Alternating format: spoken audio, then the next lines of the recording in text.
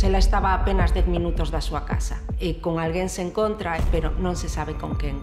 En un 99,999% de posibilidades, ella fue asesinada mediante sofocación externa. É difícil que é atopar explicación cando non hai probas biolóxicas, cando non hai huellas, cando non temos realmente nada. Ahí tuvo que ocurrir algo que no fuese fortuito para llegar a montar toda esa escenografía alrededor. Es de una persona, vamos, una mente maquiavélica, que tiene todo muy pensado. Está diciendo yo la quería, yo la quería, yo la quería, cuando ninguno de nosotros creemos que está muerta. Este tío sabe algo que los demás no sabemos.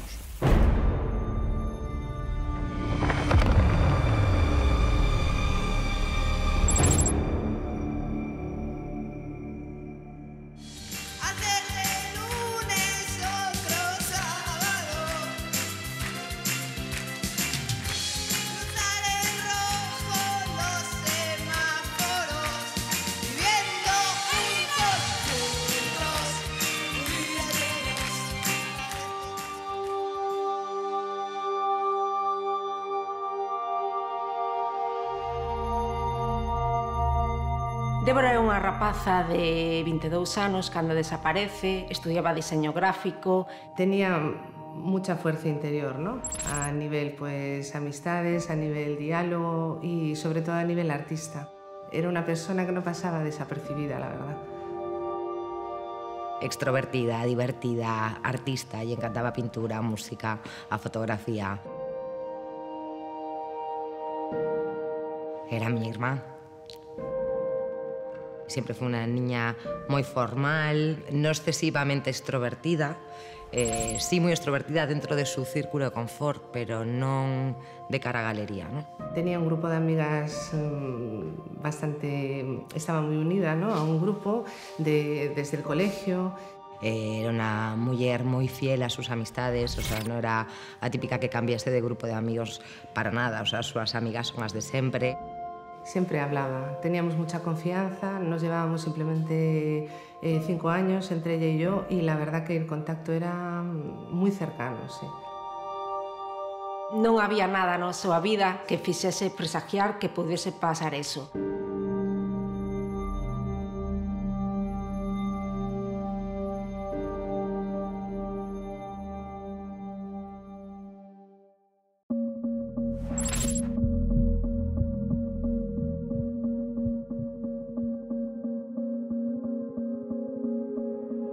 O día da desaparición era un día 30 de abril, ela pola mañán vai estudiar diseño gráfico, como todos os días. Ela se levanta normalmente, a primeira hora pues, acude ás súas clases. Viene por la mañana porque le quedó parte de una materia que yo impartía y ella quería subir nota.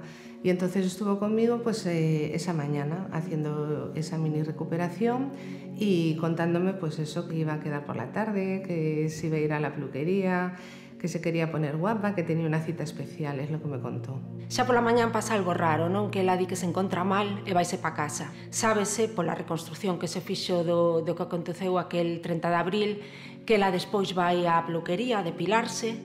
Chega a casa pois ás 3 menos cuarto, nós sempre comíamos en torno ás 3, 3 e cuarto, e cando chega, pois efectivamente está na casa, comemos, e despois de comer, Débora métese na súa habitación, que era o único punto de toda a casa que tiña internet en ese momento, e se queda na súa habitación, algo que era moi típico en ela. Non sabemos o que facía porque a porta estaba fechada, non? E a realidade é que a miña prima Nuria, que é a última persoa que consta en autos que está con ela, aunque pensamos que hai outras dúas persoas que a puderon ver, chama sobre as 6, 6 e media, precisamente para sair a camiñar, que era o que facían pois con certo hábito, non? A miña madre colle o teléfono e precisamente lle di que Débora está acostada, Débora lle debe decir que non le apetece hablar, que la chama máis tarde. Un momento clave cando ela sale da casa, vestida con roupa de deporte, sen nada máis, non levaba o móvil, non levaba cartos, non levaba documentación. A realidade é que ás 7 e media mi hermana colle os seus bártulos, o sea, a roupa que leva posta, e márchase da casa sin avisar a nosa prima. E a nosa prima que volve a chamar, oye, Débora, vamos caminar, no? Débora xa saiu. Entonces, Nuria sale ao seu encontro.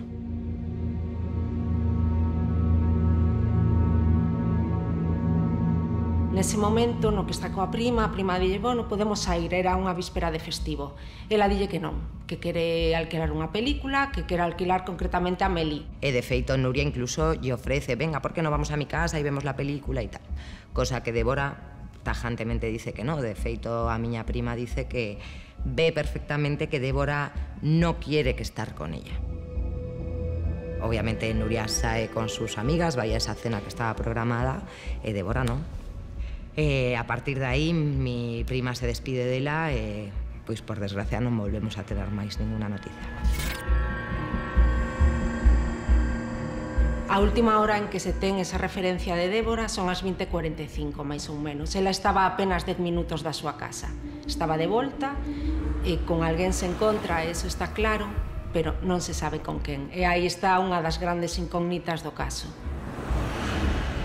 Esa noite os pais habían ido a cenar. Cando voltan para casa non está na casa Débora. Tampouco era nada raro, ¿no? Todos entrábamos y salíamos, facíamos o que nos apetecía siempre que avisáramos. Me llaman a las 8 de la mañana mis padres preguntándome por Débora, a lo cual yo tampoco le doy especial importancia, porque pienso que habrá salido, que un día festivo, ¿sabes? Era un día que era susceptible de haberse ido a tomar una copa y haber terminado en casa de una amiga durmiendo. O certo é que pasan as horas e Débora non volve. Xa pola mañán, a primeira hora da mañán, a nai e os pais din, pois, isto non é normal, non é un comportamento habitual de Débora. E xa nese momento teñen o convencimento de que algo malo pasou. De feito, ese mesma mañán, ese mesmo mediodía, o pai xa foi presentar a denuncia de desaparición á comisaría. A mí cuando ya me saltan las alarmas es a las 7 de la tarde, que es cuando voy a casa de mis padres, y me doy cuenta, yo ya sé que Débora voluntariamente no hubiera desaparecido. Podía entenderlo a primeras horas de la mañana por el hecho de que estuviera dormida, pero ya a partir de las 3 de la tarde ya empezó el rum rum, y a las 7 yo ya sabía que había pasado algo. Bueno, te puedes imaginar que cuando te dan a trágica noticia de que tu hermano aparece, no estás en condiciones de poder pensar con claridad. Procedemos inicialmente a la búsqueda de Débora, y eso estamos hablando a partir del día 3. En el proceso de búsqueda, inicialmente empezamos a buscar por el monte. Las previsiones para hoy, Protección Civil va a volver a repetir la zona esta de Alcabre, que es donde se perdió o se vio a la niña por última vez, en torno a las 9 menos 10 del martes, ¿no? Esa primera noche yo llego a casa y digo, mira, yo no creo que esté muerta. Entonces yo quiero buscar a mi hermana con vida. Y si está muerta, que se la encuentre cualquier otro menos yo. A mí me llama por teléfono el director de la escuela y nos comenta que Débora ha desaparecido y que deberíamos todos como grupo pues empezar a movernos, ¿no? A hacer carteles, toda la escuela unidos, familia, alumnos y compañeros de trabajo, empezamos a hacer pues batidas. Yo estaba trabajando también en otro colegio, me pedí unos días para poder acompañar a estos compañeros y hacíamos batidas pues andando por Alcabre, Samil, algo tremendo.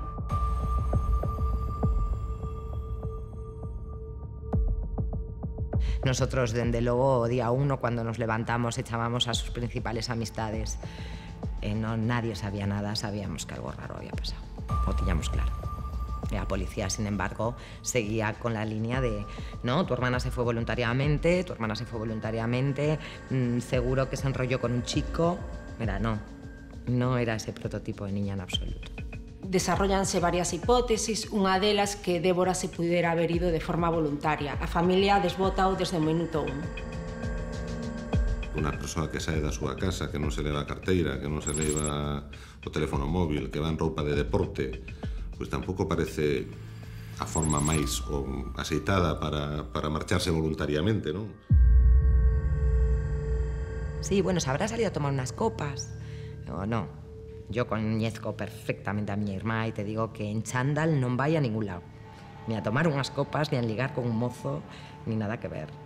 E de feito, bueno, os feitos demostran que días despois o cadáver de Débora aparece a 40 kilómetros de Vigo, co cal non había desaparecido de forma voluntaria, como había defendido a familia desde un primer momento.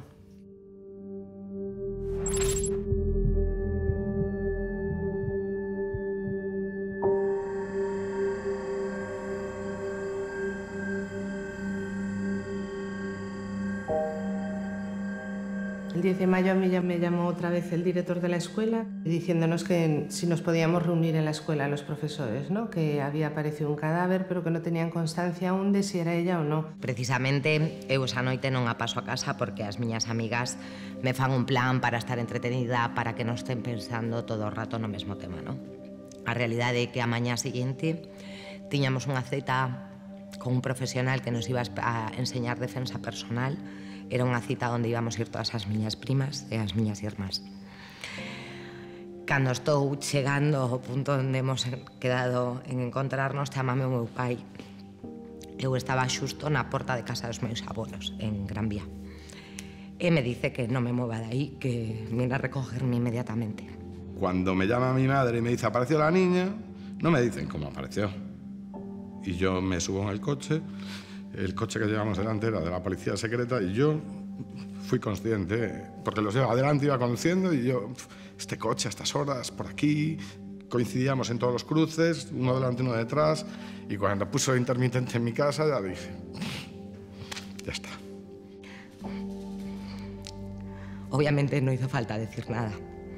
En el momento en el que me dijo que venía a recogerme inmediatamente, fui consciente de que nunca más volvería a ver a mi hermana.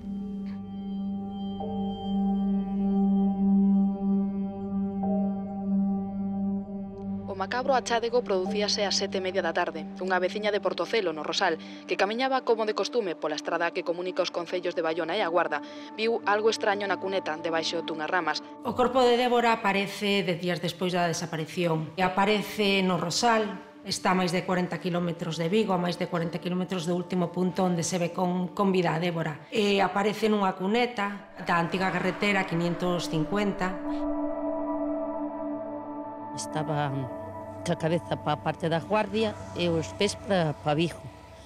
E entón, pois, así moi denigrido. Vio un color así como dunha muñeca, non? Así un detoreado, claro. E aparece cunha pose moi especial. Os investigadores policiais sempre destacan que parecía que estaba como nunha especie de posado, que habían deixado ali unha para que se atopara, porque estaba cerca da carretera, e despois estaba moi ben colocada. E as partes íntimas tapadas con follas. Era como unha escena teatral, así o definiu a investigación policial.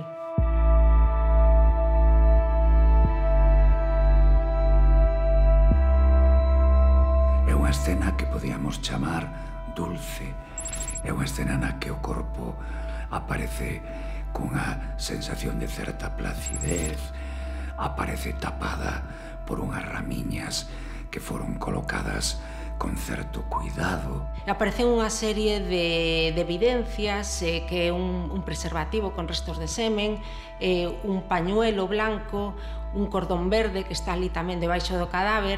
Aparece con indicativos de despiste ao lado, e todo nun lugar, ademais, relativamente accesible, como si hubiera sido disposto para que fora encontrado.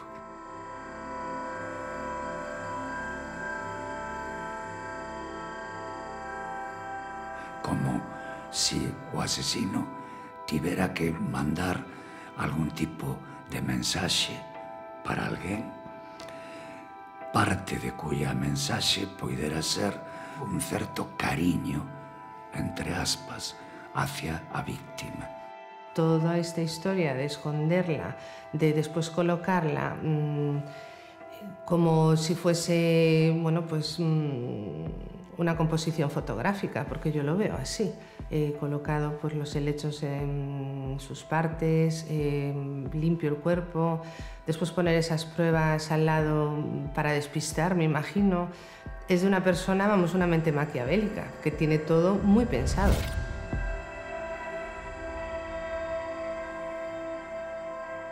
Unha escena con mensaxe, unha escena con despiste, unha escena con un significado. A cuestión é dar coas teclas que expresen que significado exactamente de quen e para quen. A autopsia si deixa claro algunhas cousas. O primeiro é que Débora morre nese mismo día ou horas despois da súa desaparición. Despois que Débora estaba vestida cando morre. Sábese que tuvo a roupa posta pois entre 12 e 17 horas e que despois foi espida. E despois outra cousa moi importante por as condicións nas que se atopou o cadáver era que Débora tuvo que estar ao longo de todos esos días nalgún sitio frío, como un arcón refrigerador.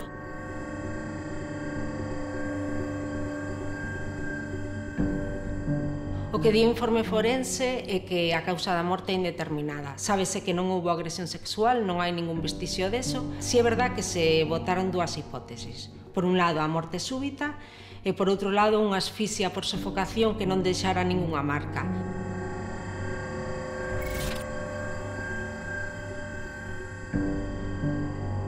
Un escenario hipotético tamén podería ser que esa morte foi natural e a persoa que estaba con ela cando isto ocurriu, pola razón que fora, para non querer estar presente, para non querer dar conta para que non se soubera que el estaba ali naquel momento con ela, vai a saber por qué. Pois tuera a tentación de alonxala de Vigo e deixala en algún lugar, amosándolle o seu cariño e ao mesmo tempo introducindo elementos de despiste, mesmo para non ter a probabilidade de ser el implicado. Tú estás mañana conmigo, ahí me dieron tan, me quedo en el sitio, llamas inmediatamente a una ambulancia.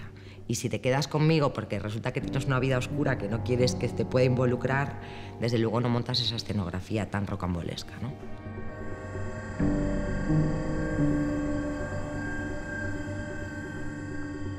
Salvo que o que estivera aquí, por algunha razón, non tuviera que estar, non debería estar, fora alguén que non quere que se saiba que estaba con ela.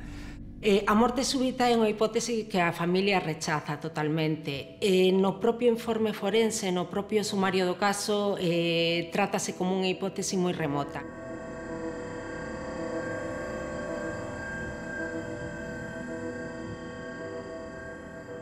La hipótesis de la muerte súbita, viendo el porcentaje que tiene, que es un 0,001% de posibilidades, creo que ya solo por esa escenografía quedaría totalmente descartada. O sea, nadie va a correr el riesgo de guardar un cuerpo 10 días con lo que supone, porque ese cuerpo se degrada, y te puedo garantizar que yo he visto las fotos de mi hermana y no son plato de buen gusto. En el momento tú, no sé, el instinto humano siempre es deshacerte de golpe, ¿no? Pero toda esa colocación, toda esa parafernalia es, vamos, fruto de días pensados, me imagino.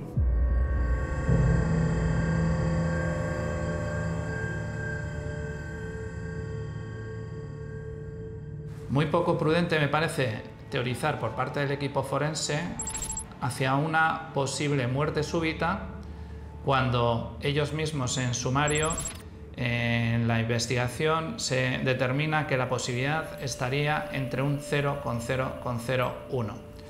Para que quede claro, en un 99,999% de posibilidades, ella fue asesinada mediante sofocación externa. Es como decir que podría haber la posibilidad de que Débora muriera por la caída de un meteorito. A ver si nos enteramos, por favor. Un poco de seriedad.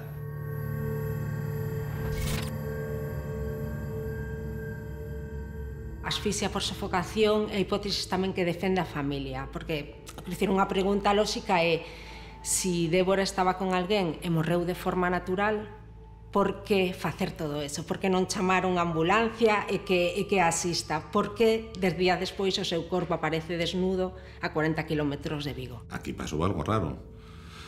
No caso máis optimista estaríamos en un caso de unha morte súbita e unha posterior manipulación de cadáver, manipulación do corpo, crearse probas falsas. Ahí tuvo que ocurrir algo que no fuese fortuito para llegar a montar toda esa escenografía alrededor.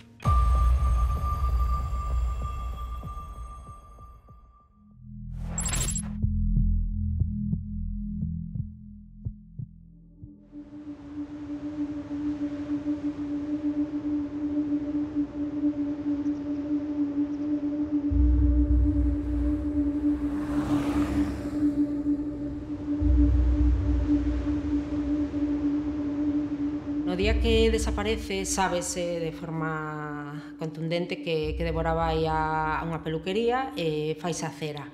O certo é que cando aparece o cadáver non aparece nada, ningunha señal. Entonces, quero dizer, eso fai pensar que ese cadáver foi lavado.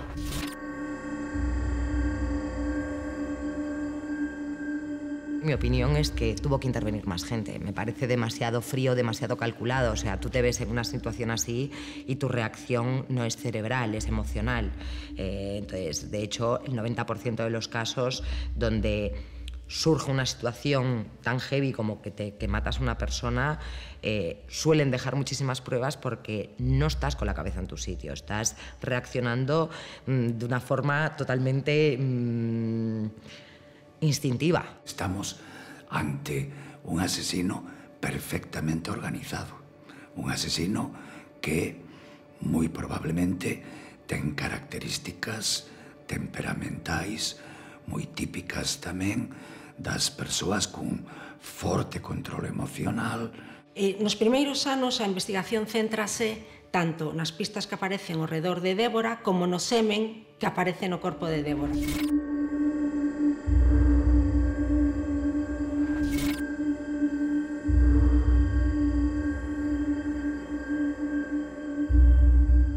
O semen non se corresponde co ADN de ningún dos posibles implicados. Polo menos á luz da tecnoloxía para análise de ADN daquela época.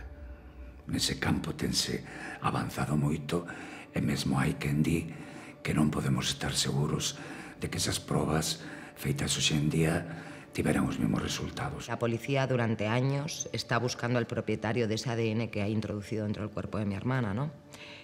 Soy yo la que, hablando con precisamente Luis Muñoz, que es para mi gusto el único equipo decente que pasó en la investigación del caso de mi hermana, la que le digo, Luis, yo no sé mucho de ginecología, pero al igual que puedes hacer un tratamiento de fertilidad, ¿quién me dice a mí que no puedes introducir un ADN dentro de ella, no?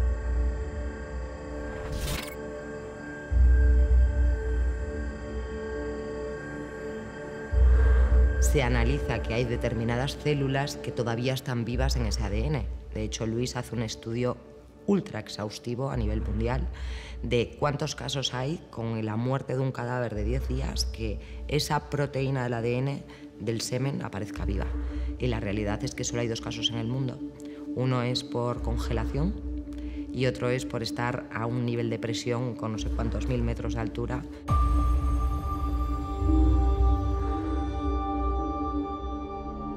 Cuando por fin conseguimos demostrar que ese ADN estaba implantado precisamente porque aparece vivo, es cuando la teoría de la investigación de mi hermana cambia de rol. Ya no es una prueba inculpatoria, es exculpatoria. Y de hecho es de los pocos casos en el mundo donde aparecen ese tipo de pruebas exculpatorias y no inculpatorias.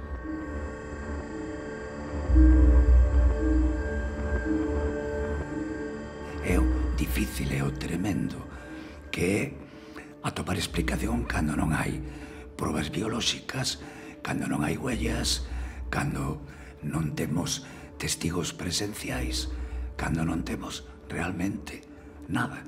Esto está tan minuciosamente preparado que a mí, desde luego, no me cabe la menor duda de que alguien con conocimientos muy importantes ha intervenido. No digo en la colocación del cadáver, pero sí en el pensamiento de toda esa escenografía. Eu entendo que a hipótesis máis probable é que se tratase de un crimen planificado, con agresor coñecido e con vinculación previa. Na investigación vai pasando o tempo, xa desde un primeiro momento hai un sospechoso principal. Esta persoa en concreto era o seu primer gran amor, ¿no? O primeiro novio formal que presenta en casa como seu novio, de feito falaban de a posibilidad de casarse, de formar unha familia. Entonces, bueno, pois a realidade é que ela estaba moi ilusionada, pero a dificultade de que un viva en Galicia e outro viva noutro país, pois dificulta moitas veces ese tipo de relacións, non? Todo apunta a que o máis probable é que ela se subira ao coche de alguén coñecido, porque a falta de señales de loita e de violencia, etc., induce a pensar neso, non? nadie viu nada raro, quer dicir, ela tiña confianza na persoa con quen se encontra, e sube nun coche ou pasa algo, pero o certo é que vai confiada, non hai ningún elemento de violencia nese momento. Hombre, nosotros todos teníamos muy claro quién podía haber sido. Sin hablarlo, las sospechas caen directamente, ¿no? Pero no porque nadie te diga, oye, apuntamos, no, es que realmente por cómo sucedieron los hechos, cómo se encontraba ella meses antes, su estado anímico, cómo pegó un bajón bestial, ese día con tanta alegría, voy a la peluquería, me voy a poner guapa, como que, bueno, pues a veces esta chica vuelve, no sé, más claro agua, la verdad. A diferencia de lo que manifiesta el novio por claro y propio interés en sus declaraciones, intentándose desvincular emocionalmente de Débora, lo cierto es que las pruebas arrojan todo lo contrario, y es que la relación se mantenía y lo que conseguía era una situación angustiante debido a muchos factores. Que él nesas fechas sempre fai base en Galicia porque van a unha feria que hai de conxelados en Bruselas, e cando volta desa feria é cando pois o día 30 pola mañá chama a miña irmá, ¿no? Sí que es cierto que ella pegó un cambio bestial pues 2 meses antes de ocurrir esto, ¿no? Ciertos compañeros que después hablamos, amigas de ella, pero eran compañeras de la escuela, sí que comentaban cosas pues de que recibía pues ciertos mensajes en el teléfono, mensajes como amenazantes, ¿no? Ela recibe unhas chamadas dende Argentina dunha moza pois pedindo explicacións que por que ten tanta relación con esta persona, ¿no?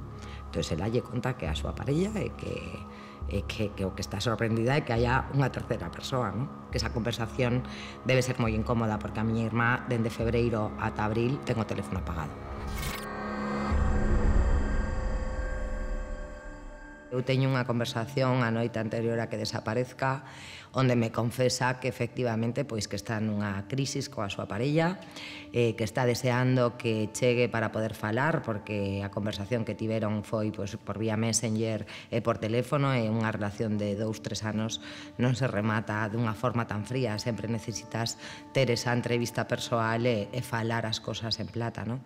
Entonces, pois estaba como un pouco expectante a que se producese ese encontro. Meu irmá o día anterior tamén ten unha conversación con ela onde terminan precisamente discutiendo. El día antes de la desaparición de Débora, para situar el día 29, estamos comiendo en casa de mis padres y durante la comida Débora hace mención a que su novio va a venir a Vigo, ¿no? Entonces, yo por referencias de amigos en común que tenía con el que era su pareja, me llegan malos informes, por decirlo de alguna manera, ¿no? Que tenía una segunda vida en Argentina y que bueno, que no era trigo limpio, básicamente, ¿no? Entonces, yo en la propia comida lo que le transmito a mi hermana es: pasa a este tío porque este tío no te conviene, a lo que ella en un mar de lágrimas se enfrenta a mí directamente, defendiendo a su pareja sentimental, diciéndome que es mayorcita para tomar sus decisiones. Y yo no es que sea el tío con más tacto del mundo, ¿sabes? Entonces vine diciendo que era un sinvergüenza y que no le convenía, que fue exactamente lo que le dije, y ella reaccionó mal. Se levanta de la mesa y se encierra en su cuarto y se queda llorando allí, ¿no? Esa es la despedida con mi hermana. La última vez que la vi.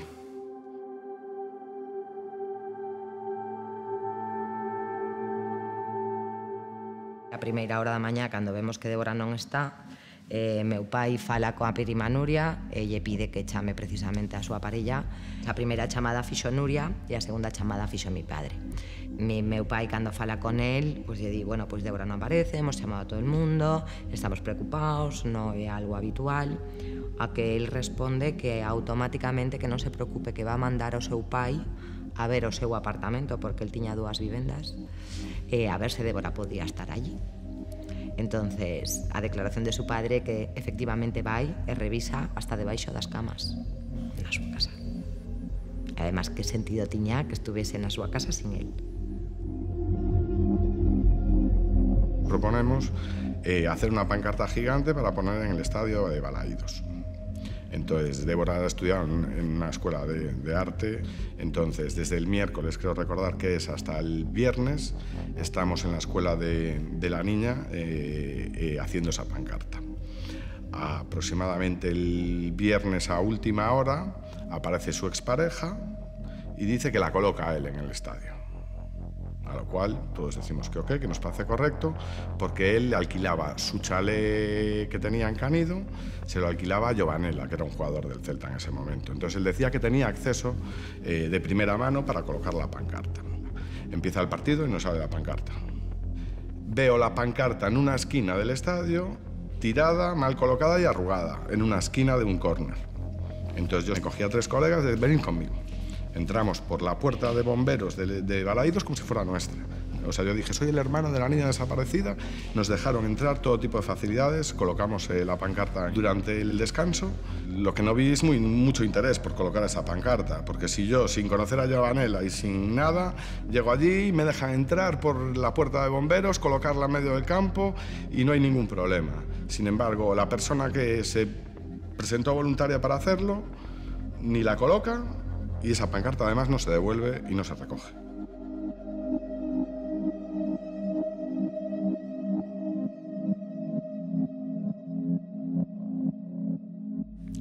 El a noite, o día 30, precisamente chama ao meu cuñado para preguntarlle por Débora, cousa para nada habitual, porque non tiña unha relación de confianza como para elo. O que máis nos sorprende a todos é que se el xa rompeu esa barrera de comunicación e xa hablou con ela pola mañana, como é posible que non a volva a chamar?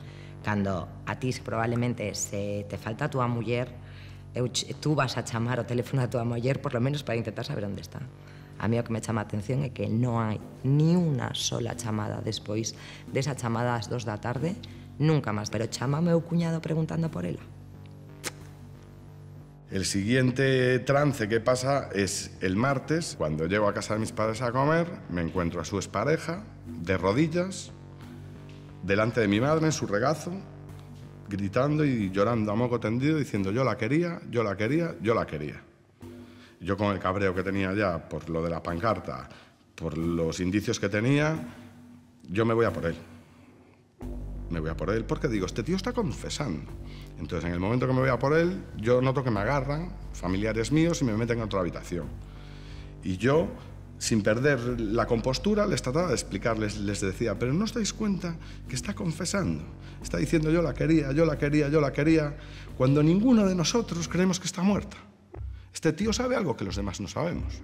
Y mis padres se enfadan conmigo, me dicen, tú estás medio loco, ¿cómo has hecho esto, tal, el pobrecito? Y yo ni pobrecito ni leches, o sea, yo lo tengo más claro que el agua. Entonces me dijeron, mira, estás perdiendo los nervios, vete a tu casa y tranquilízate, porque creemos que estás perdiendo la cabeza.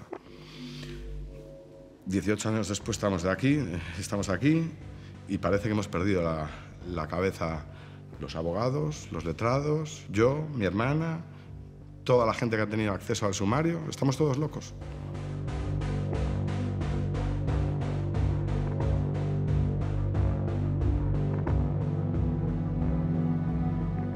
Hasta 5 grupos de investigación da UDEF teñen traballado xa neste caso, verdad?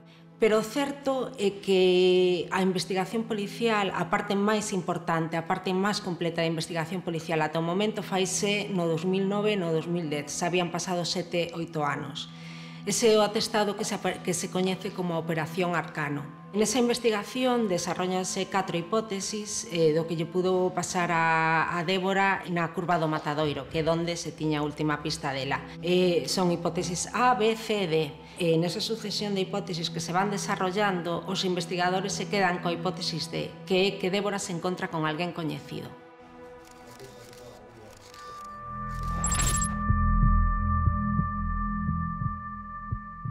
La primera persona cercana a su círculo a la que se interroga la voy a llamar hoy Arcano, que es el nombre que puso la policía a este caso. Arcano es interrogado el día 9 de mayo, para unos era su novio y para otros su exnovio. O que din os investigadores policiais é que el vai incurrindo nunha serie de contradicións ao longo dos interrogatorios, que o que fai que as sospeitas da policía vayan sobre él. Sí que tiene los suficientes ítems característicos para determinar que podría ser el autor o principal autor de los hechos. Sí, hai contradicións, e de feito hai determinados atestados policiales que recollen esas contradicións. Innumerables contradicións.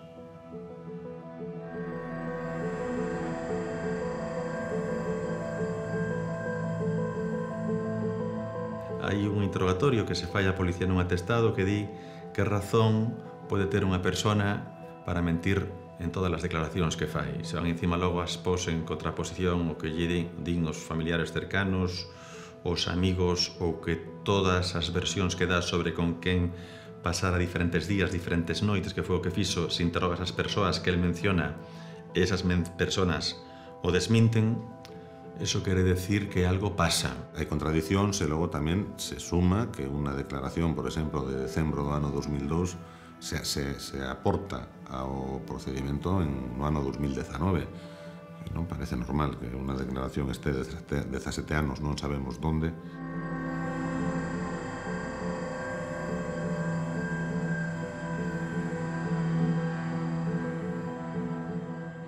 El mayor error que hemos cometido en nuestra vida, haber confiado en ellos y no haber puesto medios desde el minuto 1, porque probablemente 18 años más tarde nos seguiríamos en esta situación.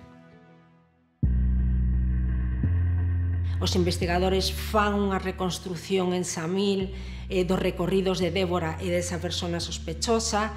Os investigadores consiguen inspeccionar o coche desa persoa sospechosa, pero habían pasado moitos anos e non se atopado absolutamente nada. Tivemos que ler con detenimento esta acta porque decimos non atopan nada que teña interés para a investigación ou non atopan nada. E efectivamente non atopan nada porque din que non se envía nada para que sexa estudiado polo laboratorio para determinar que es, porque se atopan unha fibra ou un pelo, pois eles nese intro que van a facer é collelo, metelo nun sobre e mandalo a unidade especializada. Entón, un coche de 20 años, de un chico joven, ¿quién nos ha tomado una copa? ¿Quién no ha echado un polvo en su coche? ¿Quién no se ha peinado y le ha caído un pelo? En 20 años, y que justo el día que va la policía a hacerle el registro 8 años después, no aparezca ni un solo indicio. Ni uno. Alguien se tomó muchas molestias de limpiar ese coche. O certo é que, pese a esas comparecencias que se fan na policía durante determinados anos, al menos 4 hasta 2010, nunca foi imputado en sede judicial e cando todo o material chega ao xuzgado, o xuzgado conclúe que non hai nada determinante como para poder seguir adiante cunha imputación contra el, pero sí no propio auto no que a xueza archiva as diligencias no 2010 sí recoñece que hai moitas contradicións. Hai moitas contradicións, pero falta a proba determinante. Entregado xa todo atestado no xuzgado e practicadas as diligencias que a xueza autorizou, o xuzgado conclúe que non hai ningunha proba obxectiva biolóxica que permita imputar a nadie, nin siquiera decía naquel momento hai probas de que a morte fose homicida. Por que tanta prisa naquel arquivo? Por que non se tivo en conta aquel atestado da policía moi minucioso, cun estudio perfecto dos posibles percorridos, con exames dos tempos horarios, do que se podía tardar dun sitio para outro, con diferentes perfiles de diferentes persoas que pudieran ter intervido, dando determinadas características do que eles consideraban que podería ser o autor, que podían coincidir con unha persona en concreto. É dicir, aquel atestado podía ter claresado o asunto, pero, insisto, ao mesmo día que entra no xulgado, procédese ao arquivo da causa.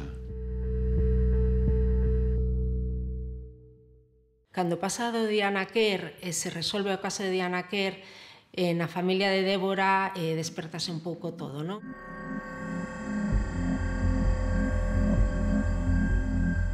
Siguen pasando os meses e hai outro crimen onde Laura Albuelmo é outra vez a familia volve a recordar ao Casa Débora, ese é un momento clave, é un momento clave en que a familia empeza unha campaña en Facebook, abre unha páxina, chama Xusticia para Débora, e tamén abre unha campaña de firmas para intentar reabrir o caso.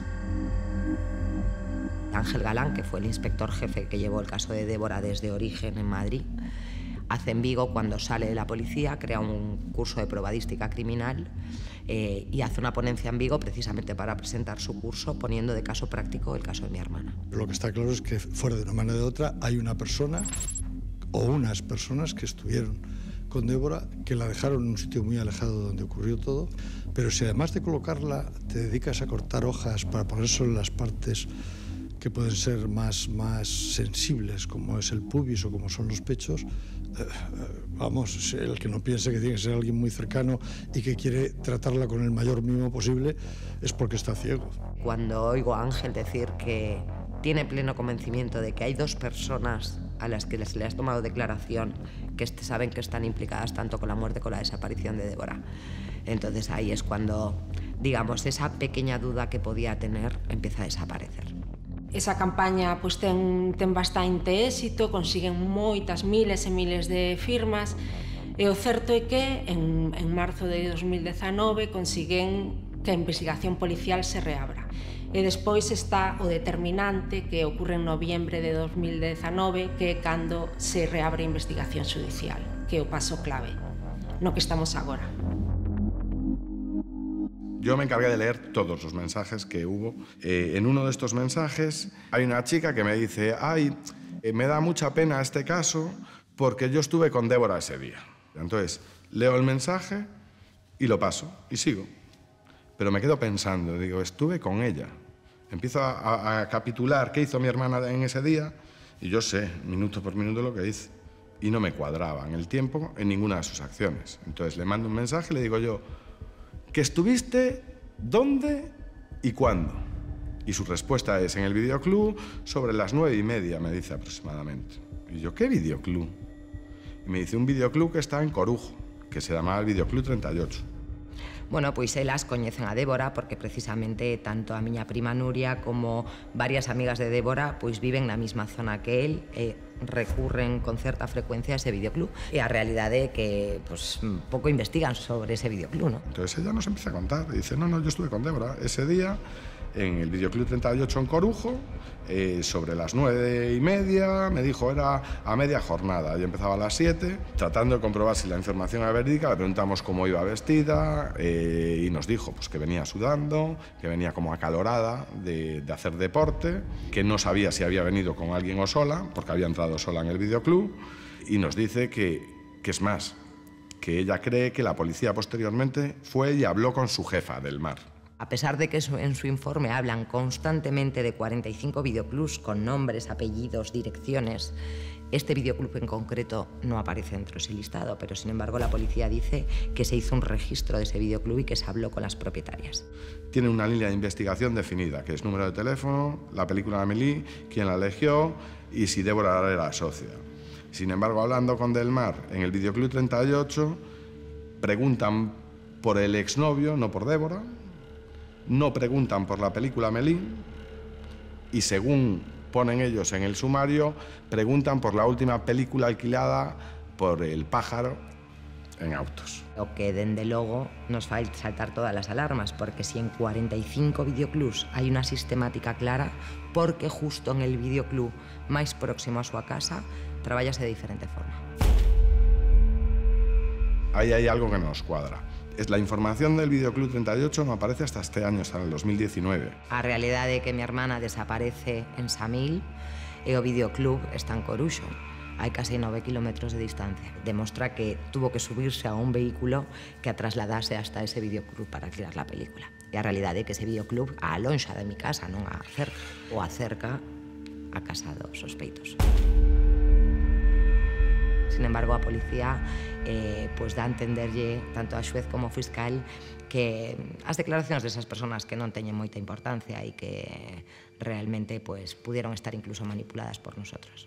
El día 25 de marzo de 2019, 18 años después de la muerte de Débora, la Policía Nacional toma por primera vez declaración a la dependienta del videoclub donde Débora alquiló a Amélie. ¿Cómo puede ser, siendo esta probablemente la última persona en ver con vida a Débora, cómo puede ser que se llegue a tomar declaración 18 años después a esta dependienta y encima haberlo hecho a instancias y petición de la familia?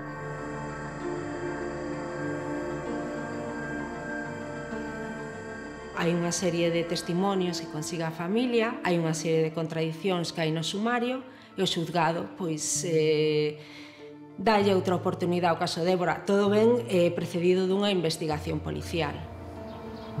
Mi opinión es que tan solo ha existido un equipo investigador competente, que ha sido el que hace el atestado de 2010, y el resto, desde luego, desde mi punto de vista, su actuación ha sido lamentable. Ata o momento declararon 15 testemunhas. Son testemunhas relacionadas con Débora, co entorno de Débora e co entorno do que foi sempre o principal sospechoso policial.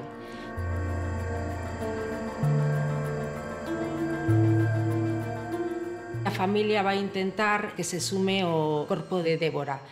Para iso, xa foi planteado o xuzgado e, de feito, unha das últimas dilixencias que acordadas pola xuez é remitir un oficio a Hemorvisa para saber se o corpo de Débora foi embalsamado no seu momento. Porque, según os abogados e o equipo que asesora a familia, o feito de que fora embalsamado é clave para ter algunha oportunidade de encontrar algún vestixio de ADN ou algunha outra proba no corpo. Me voy a esperar a que haya una segunda autopsia, una exhumación, una segunda autopsia, pero yo a priori no quiero adelantarlo, pero veo una fractura ósea en una de las extremidades, la cual no puedo adelantar, pero se observa con bastante claridad de forma externa.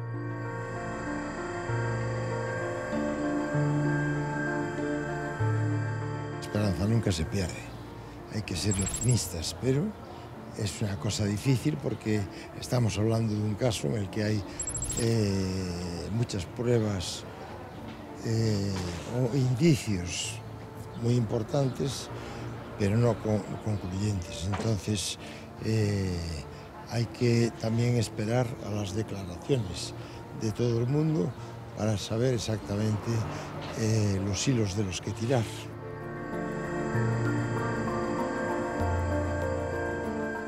En maio de 2022 cúmplese 20 anos desde que se atopou o corpo de Débora e nese momento o crime ou o caso prescribiría. Por eso é tan importante esta investigación, porque sería como a última oportunidade de que se pudiese resolver este caso que tanto marcou a Vigo. La sensación que tenemos es que precisamente no tienen demasiado interés en saber la verdad, por eso nos vemos en la obligación de denunciar pues, todos esos errores que han cometido y que por lo menos se les ponga la carita roja de vergüenza, porque es demencial. Nos quieren dar la muerte dulce, que consiste en alargar todos los plazos lo máximo posible para que prescriba. Para nós é moi difícil chegar a unha conclusión, por eso nós o único que decimos é investiguen, investiguen, investiguen. O único que queremos, o único que quere a familia e os seus abogados é saber a verdad. É o que se busca, saber que pasou. Saber que pasou, fora quen fora da maneira que fora. Eu en eso sí teño esperanza que... Certeza de que vai ocurrir, obviamente non. Certeza de que vamos a chegar a saber, non.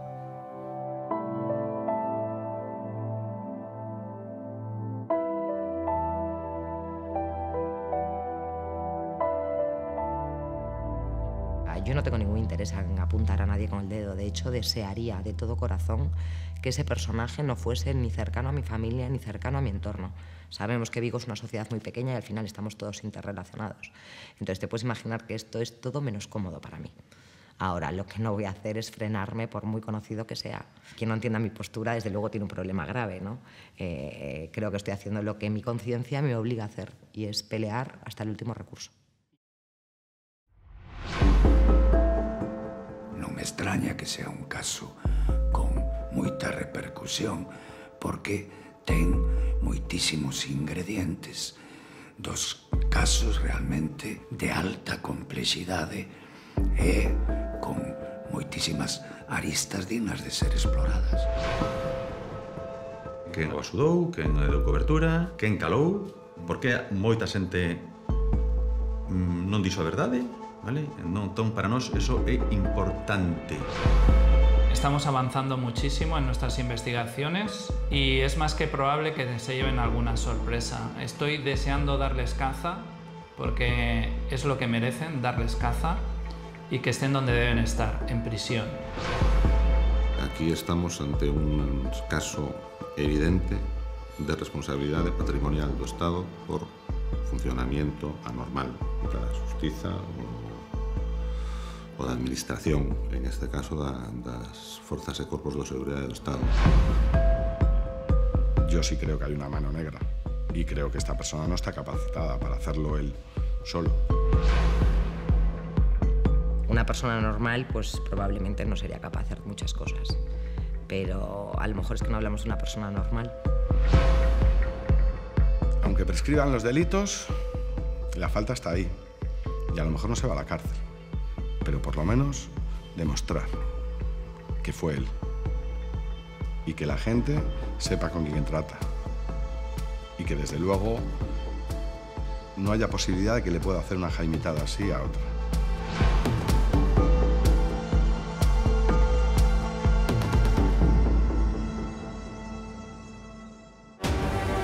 A xuíza decretou prisión para a nai da moza morta. É que eu botei má. Eu loca, totalmente loca. Non foi accidental, foi premeditado, estuvo planificado. A ciencia é a chave para entrar na mente do asasino.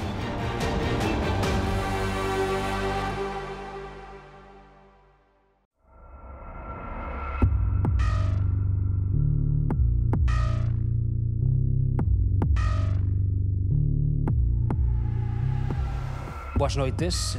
Levamos 14 crimes tratados nestas edicións documentais de Na mente do asesino, 14 crimes que foron resoltos. Hoxe queremos pechar esta serie con dos que non o están, porque tamén en riba das mesas dos investigadores da Policía, da Garda Civil, na nosa comunidade en Galicia hai decenas, dúcias de casos que siguen pendentes de resolverse. Investigadores ou investigacións que poden mellorarse ou criminais que son, bueno, pois demasiado profesionais. Deso falamos no día de hoxe e temos invitados a nosa mesa a Ignacio Santaló, que é abogado penalista. Hola, Ignacio, benvido. Buenas tardes. Bienvenido. Está tamén con nosotros Ana Sacao, profesora de criminoloxía. Ana, benvida. Buenas tardes, gracias. Luis Salamancos, criminólogo, detective privado. Hola, Luis, benvido. Hola, buenas tardes. Buenas tardes. Manuel Fernández Blanco, psicoanalista, psicólogo clínico. Hola, Manuel. Hola, un placer, Pablo. Benvido. Luis, ademais, bueno, ti tiveches a oportunidade de acceder a ese sumario, a esa investigación. Que puido fallar? Porque seguimos 18 anos despois, máis de 18 anos despois, sen saber que foi de Débora. Sí. Sí, é que o problema deste caso é o tempo transcurrido, non? Por ali pasaron varios equipos de investigación procedentes de Madrid, aplicáronse técnicas por aquel entonces moi novedosas, como era a técnica do perfil criminolóxico. O problema é que bueno, é un caso complexo e, sobre todo, o tema do tempo transcurrido, non? O tempo transcurrido nunha investigación criminal, nunha desaparición, realmente pois é algo fundamental, non? Entón, bueno, aí é certo que hai moitas contradicións no sumario, é certo que hai moitas cousas que chirrían, evidentemente, pero bueno, é un caso que afortunadamente ahora volvese a investigar e agora o que temos que esperar é que realmente pois esta nova investigación policial pois chegue a bo término. Temos un abogado penalista na mesa, claro, coa maioría dos delitos prescritos, cunha autopsia que inicialmente determinou que a morte non fora violenta, barallábase a posibilidade de que pudera ser un homicidio, por un afogamento quizáis, ou incluso dunha morte súbita, se falou, ainda que os corpos entendemos que non se trasladan 30 kilómetros tampouco solos. Pero, claro, a maioría dos delictos dos que estamos falando xa prescribiron. Sí, por lo que nos interesaría ahora hablar es de un delito de homicidio, de asesinato. Y aquí en España, pues efectivamente, los delitos de asesinato prescriben, al contrario de, por ejemplo, el derecho anglosajón. En Estados Unidos no prescriben y por eso a veces los avances de la ciencia forense, como es en el ADN, han descubierto autores al cabo de 30 o 40 años que después fueron juzgados, condenados a la pena de cadena perpetua, por ejemplo. En este caso, lo que se podría hacer y lo que parece ser que se hace, y ahí siempre suele estar el Ministerio Fiscal, ¿no?, es, para que no prescriba, intentar que se practique alguna diligencia importante en la instrucción que interrumpa la prescripción o dirigir contra algún autor sospechoso sobre un investigado, lo que como antes se llamaba el imputado, que en este caso de Débora parece ser que es el exnovio. No sé si se le ha tomado declaración en tal concepto o no, pues para de tal manera poder interrumpir la prescripción. Porque si no hay autor conocido, pues el delito prescribe, y aunque aquí en España los avances del ADN, por ejemplo, dieran con el autor material del asesinato, no tendría responsabilidad criminal. Bueno, falabas da exparella, nunca se chegou a tomar declaración como investigado, si declaración evidentemente policial, pero non como acusado da morte de Débora. Ana, moito cambiaron os tempos, tamén, claro, estamos falando de hai 18 anos, supoño que tamén a nivel das propias investigacións e dos propios criminais, tempo de abondo, no que o mellor hoxe, no día de hoxe, pois teria sido máis sencillo chegar a unha resposta, ou non? Sí, sí, sin duda. Reforzando un poco la idea del tiempo, de hecho, el que haya pasado tanto tiempo tiene claramente un aspecto negativo, ¿no?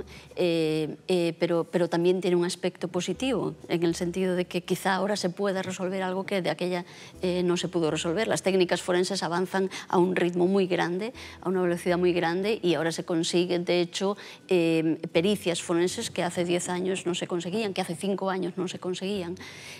Por eso no sería de extrañar que quizá reabierto el caso, ahora de hecho sea posible leer algunas pruebas, leer algunos vestigios de una forma que antes no era posible. Si eso permite la solución de este caso, pues sería estupendo, a pesar de que prescribe, ¿no? Pero de hecho el dolor de las familias no prescribe, y quizá por lo menos poder darle a la familia una historia con un final ayuda un poco a pacificar, aunque de hecho no se haga justicia completamente, porque el delito ha prescrito. Manuel, dun lado, 18 anos para unha familia que quere respostas, non? E para outro lado, media duza de equipos investigadores que fracasan no seu cometido, que non chegan a bo porto ante quen demanda esas respostas. Un equilibrio aí psicolóxico tamén entre dos situacións diferentes. A perda dun ser próximo, pero especialmente se a perda, por exemplo, dun fillo, é unha perda imposible de asumir case en calqueira circunstancia. É a perda máis dolorosa. Hai que partir de aí, pero si esa perda se deriva dun acto criminal, esa dor se multiplica e inevitablemente adquire un carácter traumático. É un trauma que perdura, pero un trauma sempre deixa unha marca, pero pode ser unha cicatriz. Si non hai unha explicación, se non hai palabras, esa ferida non pode cicatrizar, sangra sempre. Por qué? Porque ao dor da perda se une a ausencia de restitución, a ausencia de castigo para o criminal, pero do lado que preguntabas tamén, non? Do lado dos investigadores, dos corpos de seguridade, ata donde sabemos, houve varios equipos, efectivamente. A familia é moi belixerante, víamos onte o documental, moi belixerante, especialmente nestes últimos tempos, precisamente coa labor das corpos e forzas de seguridade do Estado, da policía e dos equipos investigadores. Somos humanos, e ás veces demasiado humanos, como diría Nietzsche. Neste sentido, cando non obtemos unha gratificación, que no caso da investigación policial a gratificación sería avanzar, conseguir probas, etc. ás veces o desalento é inevitable. Por iso é fundamental a labor das familias, porque ninguén vai a ter o interese e o desexo de que se resolva. Por suposto, non hai que dubidar de que a policía quere resolver o crime, pero ninguén vai a ter o interés da propia familia, e por eso neste tipo de situacións o impuse da familia a exigencia da reapertura do caso ou aportar novas investigacións, aínda que sexa a nivel privado, me parece que é unha cuestión fundamental. Aínda que nos centramos especialmente nos homicidios, en nos asesinatos, o espírito deste programa, Na mente do asesino, pois por desgraza fala de crimes e de corpos que teñen aparecido, por lo tanto temos un crime, no caso dos desaparecidos, aínda que a porcentaxe ou a marxe de que esa persoa puidera voluntariamente desaparecer, ás veces é moi baixa, ata que de algún xeito hai cadáver ou hai corpo, non hai delicto, entendemos así. Imos escoitar e ver enseguida os irmãos de Débora, o que estaba a dicir o críticos que son coa investigación policial, porque lle quero preguntar a Luís tamén, abrir a mesa, que puido fallar aquí, a inspección ocular, os primeiros días, o primeiro equipo, onde está a clave para que un caso como este acabe chegando a onde estamos a día de hoxe. 18 anos, xa digo, Rosa, José, víamos o seu testimonio tamén durante o documental, falaban deste xeito do que foi o traballo das diferentes equipas investigadoras. Tantas incorrecciones policiales, a mí solo me dan... O sea, que conste que son imaginaciones mías, yo no puedo demostrar nada, pero desde luego levanta mis sospechas. Yo sí creo que hay una mano negra y creo que esta persona no está capacitada para hacerlo él solo. Parto de la base de que la policía no tiene muchas intenciones en saber la verdad. No puede ser que a mí me llamen a declarar 17 años después de la muerte de mi hermana, por primera vez, ante policía, no ante un juzgado. Me parece inconcebible que en 17 años no haya habido ni una sola instrucción por parte de juzgados. Inconcebible. ¿Por qué no se facilitan un montón de pruebas al juzgado cuando están ahí? ¿Por qué desaparece una declaración del susodicho durante 16 años? ¿Por qué no entregan el listado de llamadas del susodicho en 16 años? ¿Por qué pasan todas estas cosas tan extrañas en torno a esta persona? O sea, yo puedo creer en el error en uno, en dos. Pues que estamos hablando de 200.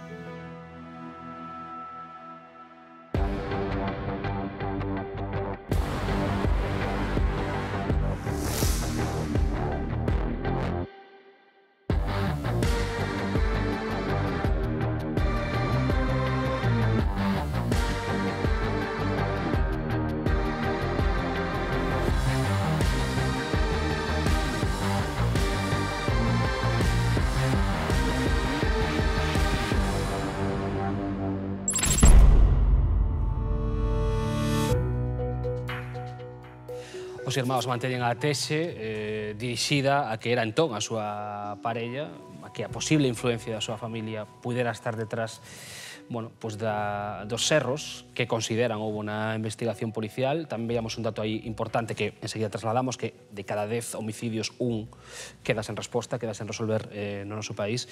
Luís, preguntaba tamén por eses inicios, por que pode ser clave para que o común tamén do espectador, que nos siguen habitualmente na mente do asesino, entendan que falla cando algo queda sen resolver. Cando escoitaba a Manuel, pois encontraba certo paralelismo no caso do dor, da pérdida dos familiares, neste caso dos irmáns, que non me encontra unha resposta satisfactoria. Efectivamente, neste caso non hai unha resposta satisfactoria. É certo que todo apunta hacia unha persoa como posible autor do crime, pero claro, nun sistema como o noso, todo eso hai que probalo, non? É certo que, como decía Conan Doyle, o pai de Sherlock Holmes, cando se ha descartado todo o posible que queda, por improbable que parezca, ha de ser a verdade, non? Sería a verdade. Pero, claro, eso, por aquí pasaron moitos equipos, uns con moito entusiasmo, eu creo que outros con non tanto entusiasmo, e o paso do tempo, realmente, neste caso, pois fai moito dano, non? Moito dano porque bueno, cambian moitísimas cousas, testigos, lugares que xa non están, sí que a familia investigou moitísimo, é certo, vamos, de unha maneira encomiable, non? Pero sí que estamos falando ante un caso complexo. Esperemos, como decía ao principio, que o novo equipo que está investigando este tema, pois, ao final, cas novos avances criminalísticos do que falaba tamén a profesora, pois podemos chegar a vincular de alguma maneira ou non, pero, bueno, por lo menos a chegar a unha conclusión satisfactoria, ¿no? De todas formas, no podemos olvidar que, de hecho, los crímenes son situaciones mucho más complejas de lo que habitualmente nosotros conseguimos entender, ¿no? Y no siempre tienen una secuencia tan lógica como nosotros nos queremos imaginar. Y, por tanto, independientemente de que haya podido haber fallas o no, porque no conozco el sumario y, por tanto, no me pronuncio en relación a eso, independientemente de que haya habido equipos más motivados o menos para investigar, de hecho, no podemos olvidar que el criminal va siempre delante y la policía va siempre detrás. Entonces el criminal siempre juega con ventaja en relación a la policía. Y las situaciones no son siempre tan fáciles como parecen. Las pruebas no son siempre tan simples como parecen, como nos puede parecer al común de los mortales, y me incluyo en el común de los mortales, que tenemos tendencia a pensar en los crímenes como algo muy lógico, muy claro, con una secuencia muy obvia, y no necesariamente es así. Por eso lo que ocurre es que en el caso, principalmente es mucho más fácil hablar desde esta posición un poco más distante. Obviamente estas familias no están en una situación emocional fácil para entender o para aceptar eso. ¿No? Si nos damos cuenta... Organizados, casi, porque a escena, por exemplo, na que apareceu Débora, era unha escena máis que preparada, é dicir, supoño que hai diferentes tipos de criminais, os que son máis impulsivos, que deixan, bueno, esta foi un crime, unha escenografía... Estamos os criminais organizados, non? Os desorganizados, non? O sea, dentro das primeiras clasificacións, non? que se poden dar moitas veces cando estamos falando de crímenes seriales, pero, bueno, extrapolándolo neste caso, non?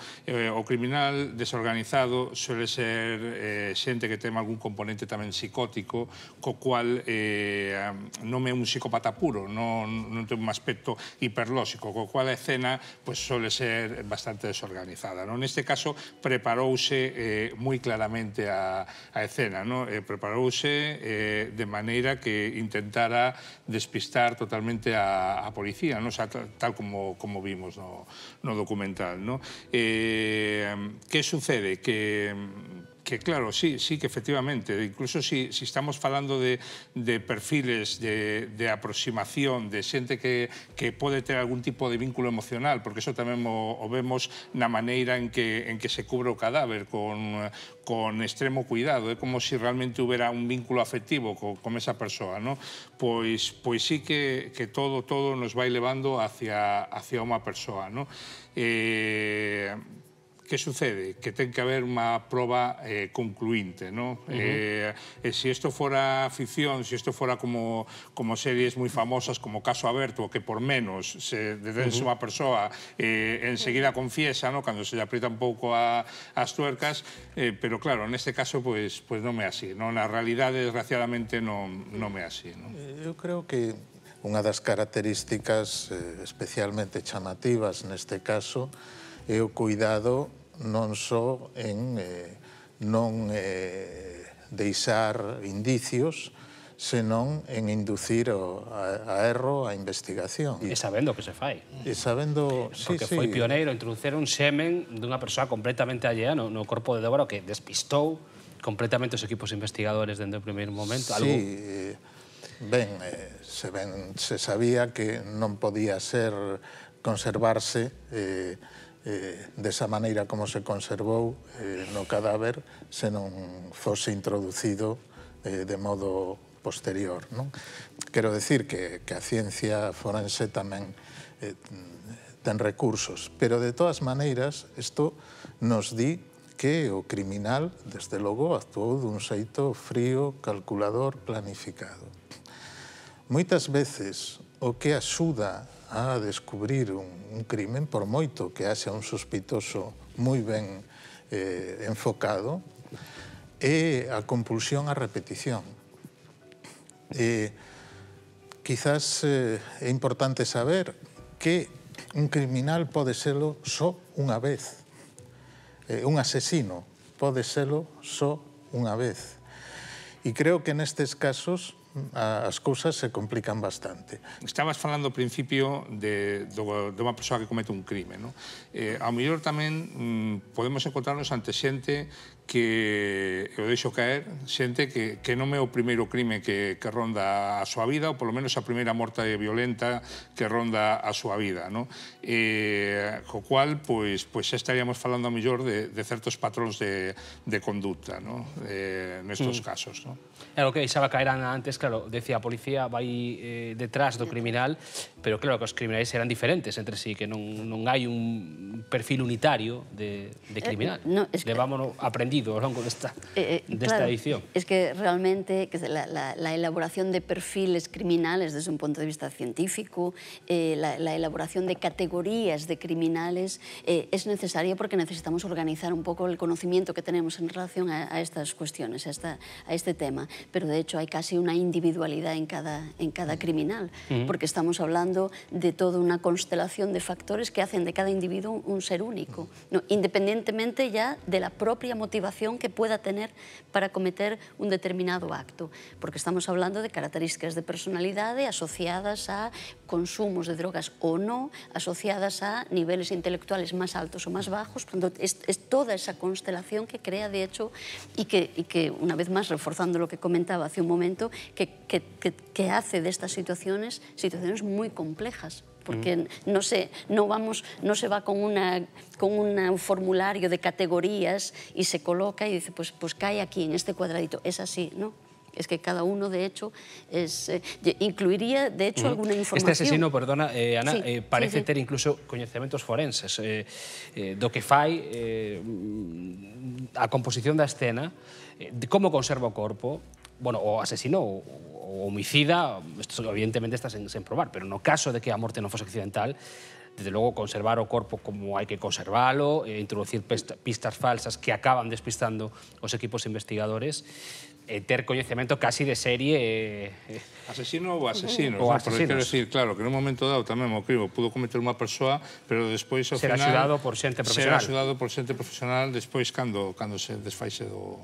Y puede haber una preparación de la escena que pueda no tener nada que ver con la premeditación del crimen. Quiero decir, que es que hay aquí muchos elementos importantes. Puede haber un crimen que no sea necesariamente premeditado, pero que después, cuando la conclusión ocurre, ¿no? En este caso la muerte de la chica, sí haya una necesidad de planificar la escena.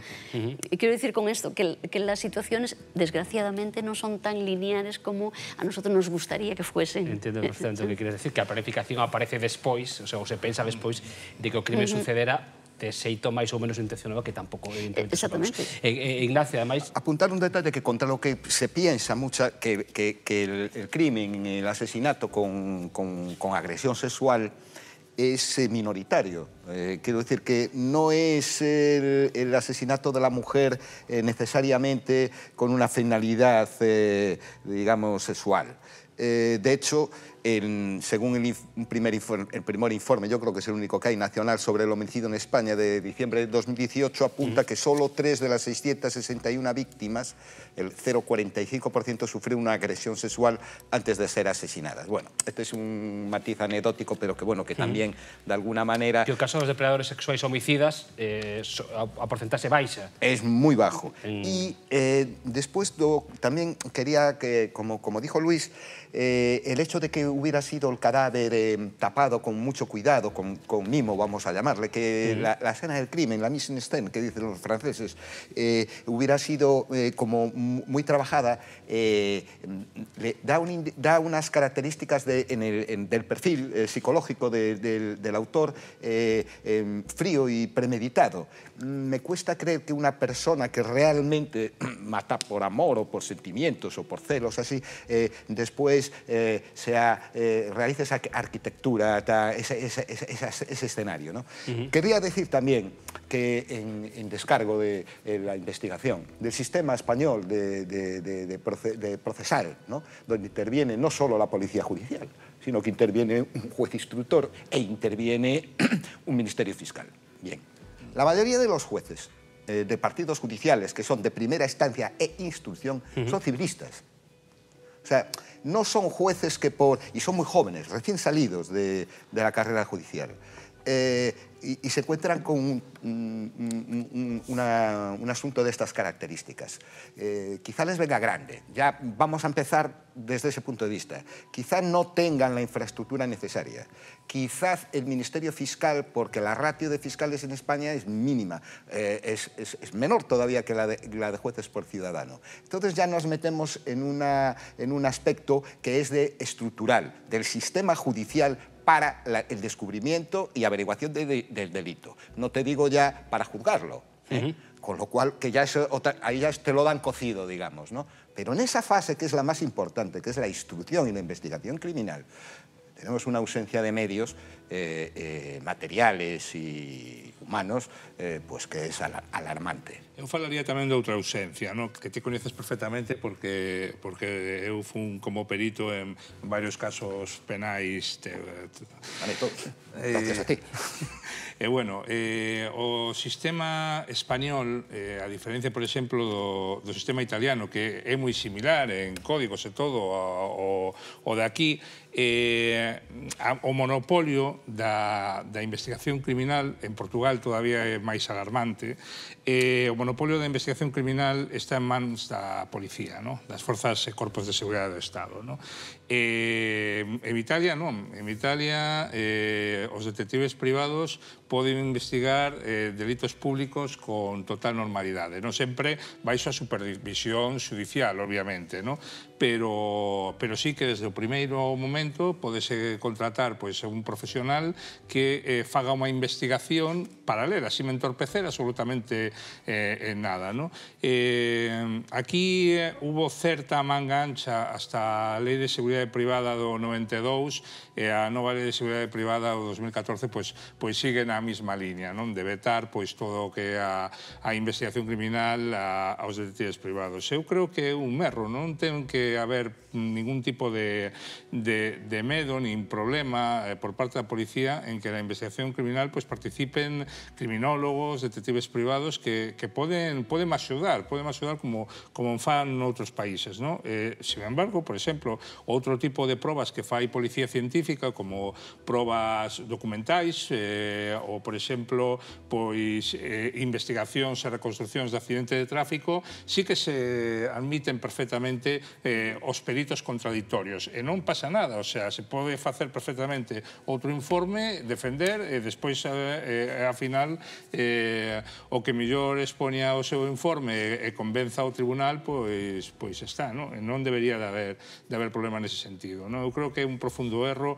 En Portugal a situación ainda é peor, porque realmente o que di ali a PXOT, a Policía Judicial, é que o detective privado non fai falta, é unha actividade casi alegal, é alegal porque realmente despois eles fan un doble traballo, o sea, que claro, xa non fai falta outro profesional, obviamente.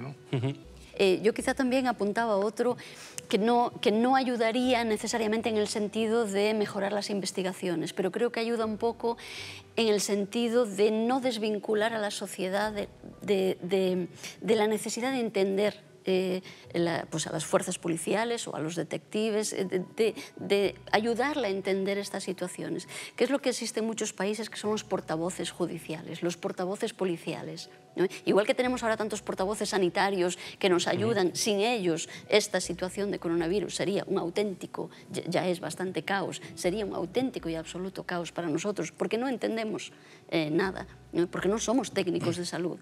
Creo que se debería pensar un poco en esos portavoces judiciales. Sé que hay muchos juristas que a lo mejor me oirán y dirán que es una aberración, porque la justicia también tiene un poco esta postura de no tenemos nada que estar explicando a nadie lo que hacemos, pero a mí me parece que sí.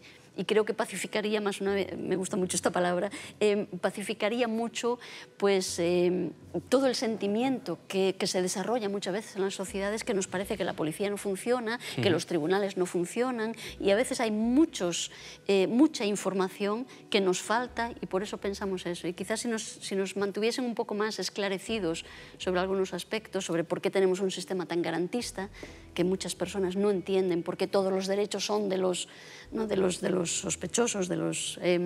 Bueno, hay que probar a culpabilidad y no a inocencia, ¿no? Exactamente. Un sistema especialmente garantista, ¿no?, en nuestro país, exactamente, respecto a otros países. Pero que a veces falta un poco de comprensión por parte de la sociedad de por qué las cosas son así.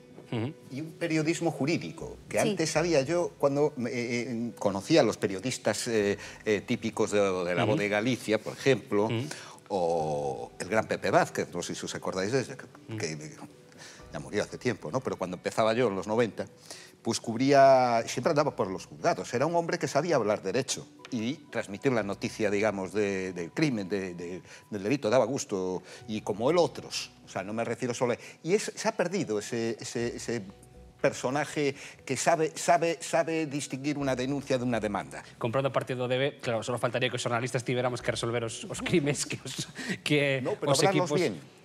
Comunicarnos ben. a la sociedade. É algo moi das series das películas norteamericanas, no? Que sempre vemos alguén que ten que exercer un pouco de portavoz diante das familias e diante da opinión pública, por así decirlo, algo que aquí en España non pasa, non hai portavoces policiais ou judiciais, salvo casos moi contados, que se mediatizan moito, que é algo que introducía antes Manuel e que quero devolver enseguida á mesa para que o abordemos. Falamos do caso de Débora Fernández Cervera, pero claro, nos últimos 15-20 anos hai outras 20 familias, 15-20 familias en Galicia que están, pois igual, sen saber que pasou cos seres queridos despois de que foran atopados os seus corpos. O paso do tempo xoga en contra das familias das vítimas que reclaman xustiza nos crimes sen resolver, xa que moitos deles chegan a prescribir. Ás portas desta situación está o da viguesa Débora Fernández. No 2022 vai prescribir o delito de asasinato. O de homicidio xa prescribiu no 2017, cando se cumpriron 15 anos. Quen tamén saiu a correr e xamais regresou foi Socorro Pérez, de 43 anos e veciña de Ourense. Outro crime sen resolver que data do ano 2015. O corpo foi atopado 35 días despois cun forte golpe na cabeza. Aínda non houbo ningunha detención. 43 anos tiña tamén María Teresa Troncoso no momento da súa desaparición. O corpo desta veciña de Nigrán atopouse 2 meses despois, en xaneiro de 2009. Un pesqueiro izouno atrapado nas súas redes e con numerosas puñaladas. A súa exparella chegou a ingresar en prisión pero quedou libre de cargos e o caso está arquivado. Marina Rodríguez, Manuel Salgado ou Elena Calzadilla son outras das vítimas que agardan xustiza e que forman parte da lista dos numerosos crimes, ben homicidios, ben asasinatos, que están sen resolver en Galicia.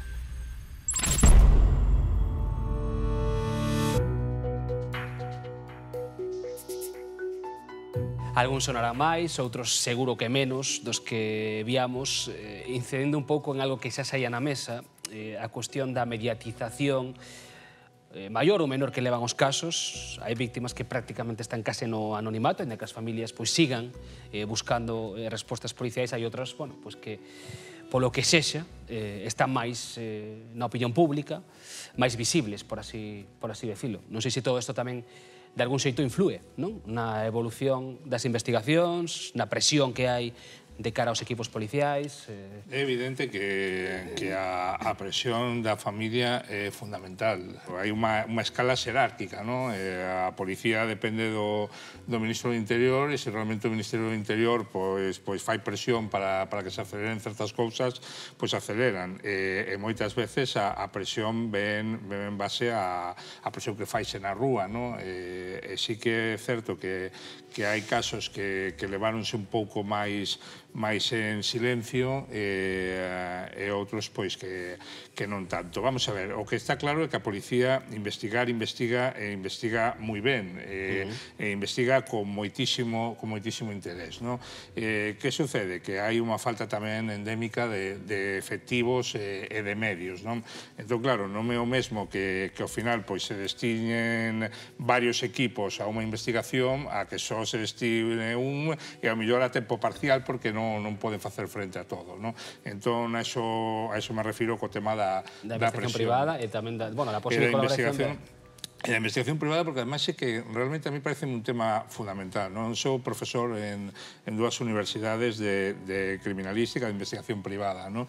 O detective privado español ten unha formación de 3 anos universitarios, o sea, estamos falando dos profesionais máis formados de Europa, o sea, casi, se me apurades, casi do mundo, non? É dos pouquísimos países que teñen unha formación tan amplia, non? Tan amplia en materias de policía científica, de investigación criminal, de múltiples materiales, psicología criminal, e, sin embargo, pues, ao final, as investigacións, porque está así establecida a lei, ao final as investigacións casi van todas a ámbitos laborais, non? Ou privados, non? Realmente a mí pareceme unha pena e un desperdicio por parte de 2000 e pico profesionales que están en vigor. Estoy completamente de acuerdo en que la presión de las familias es fundamental, pero realmente es un aspecto muy preocupante si eso es verdad, porque hay muchas familias que no tienen la fortaleza psicológica, emocional o los medios. Claro, plantearse que investigacións se abandonan para presionar y se porque non hai abandonan. presión das familias, o sea, pensar claro, es algo muy preocupante pues, que a si es mellor así. dos casos que acabamos de ver non se están traballando porque non hai medios, por unha parte, hai que elixir, e por outra parte non hai presión. Sí, introduce un factor de desigualdade. Claro, clarísimo. Non podemos ser idealistas respecto deste tema, non? É algo que todos os que temos experiencia de traballo, por exemplo, en servizos públicos, constatamos. Se fala da policía, pois sí, pois probablemente a policía somos humanos, pero tamén o psiquiatra, o psicólogo, o médico, non é o mesmo que haxa un foco mediático moi potente, unha familia que moviliza, que non sexa así, pero se ven cousas moi chamativas, un pequeno inciso, como, por exemplo, o secreto profesional, é unha constatación na práctica dos servicios sociais, clínica, etc., que ten un valor diferente na práctica se a persoa é dun medio marxinal ou desfavorecido que se non o é. Parece que, por exemplo, o dereito de secreto, nese caso, non ten tanto valor. A hora de comentar en mesmo caso entre ou divulgalo, etc. A mí me parece que isto que comentaba Ana, de que unha certa pedagogía judicial pode ser interesante, sempre cando teñamos unha clara conciencia dos seus límites. O crime horroriza e fascina ao mesmo tempo. Este mesmo programa é unha expresión desto. É dicir, hai algo no crime en que alguén sexa capaz, mesmo do horror, daquelo que a nos produce unha sensación, por eso a menudo se califica de monstruo, é dicir, intentando restarlle a súa categoría humana, é dicir, está fora... Es hacerles un favor, llamarles monstruos es hacerles un favor a ellos. Sí, porque de alguna maneira poderíamos decir que non hai nada máis humano que o crimen, que cruza toda a historia da humanidade e que casi poderíamos decir que ninguén está libre de nun momento determinado da súa vida ocupar esa posición, aínda que sexa impensable previamente para él. Entonces, eres da tese de que todos nunhas circunstancias, nunhas condicións determinadas, poderíamos chegar a un acto homicida, calquera de nós, independientemente... Non creo que este á altura, o sea, ao alcance de todo o mundo. É dicir, matar é difícil. Moi bueno, difícil. É non tan difícil. Técnicamente fácil. Realmente a mí me parece fácil matar. Estou falando en termos subjetivos. Sí, que eu creo que moitas veces trátase tamén de como se pode despersonalizar a víctima, ¿no? Que para mí eso é fundamental, ¿no? Cando estabas falando co criminal, ¿no? Que pode ser alguén, que de feito é alguén totalmente común, ¿no? Efectivamente, non é un ser verde como antenas, ¿no? Sino que pode ser un suxeto totalmente agradable. Estou acordándome agora, por exemplo, de Ted Bundy, ¿no? Que era un suxeto que ademais pois tiña moito éxito, ¿no? É un tío pois moi sociable, ¿no? É un criminal, pois un asesino en serie profundamente intelixente, ¿no? E despois tamén de outros criminales que realmente fan do crime pois unha especie de, non vou a decir negocio, porque sí que hubo xente que o fixo, como Landru ou algún deles, ¿no? Pero por exemplo, Eichmann, ¿no? Eichmann, estamos falando dun xenocida que realmente el consideraba que era o seu traballo, ¿no? Que ele era un burócrata e, de feito, ti cando ves as imágenes no suizo, cando o Mossad o leva a Israel e o xuzgan ali, de tal maneira, ¿no? Porque o secuestraron a Argentina e o levaron daquela maneira, pero ti ves así, ves un paisano que non me infunde terror, evidentemente, parece un burócrata, ¿no? Un auténtico burócrata. Lle levou a Hannah Arendt a escribir este artigo sobre a banalidade do mal. É dicir, que ti coloca a alguén con unha justificación ideolóxica dende un ideal moi potente e actúa algo que de alguna maneira habita no ser humano, pero que en base a un ideal, xa non digamos, por exemplo, está moi presente no terrorismo yihadista e en xeral en todas as formas de terrorismo, que non deixan de ser para o suxeito unha autorización ao crime no nome dun ideal. Entonces, por eso digo que ás veces a fascinación que produce o crime ten que ver non tanto con que un criminal declarado, me refiero pertencente a unha mafia, unha organización que se lucra co crimen, cometa crímenes. Si repasamos un pouco, a atención máis mediática suele ser do que non se esperaría un acto dese tipo. Algúns dos casos que se poden ver, que se repasaron nesta serie, sí, que hoxe rematamos, además, participan desta cuestión. Non chaman especialmente a atención e entonces nesa dialéctica entre o horror e a fascinación hai que ter un pouco de cuidado tamén no que se transmite. Para que? Para tamén poñer un límite que non alimente, digamos, esa dimensión máis morbosa, por decirlo así. E tamén hai que saber que hai un límite no sentido de que un acto subxetivo non sempre ten unha explicación obxectiva, satisfactoria e completa e acabada. Porque ás veces o propio criminal non entende a motivación última do seu acto, se lle escapa. É curioso, porque reflexionaba, vos doy a palabra, Manuel antes decía, matar é moi difícil, e saltábamos como o resto da mesa. Bueno, técnicamente fácil. Difícil non parece, despois de 15 programas que levamos, e de ver diferentes crimes, diferentes formas de matar, diferentes tipos de criminais, non parece tan difícil matar. Entendo que...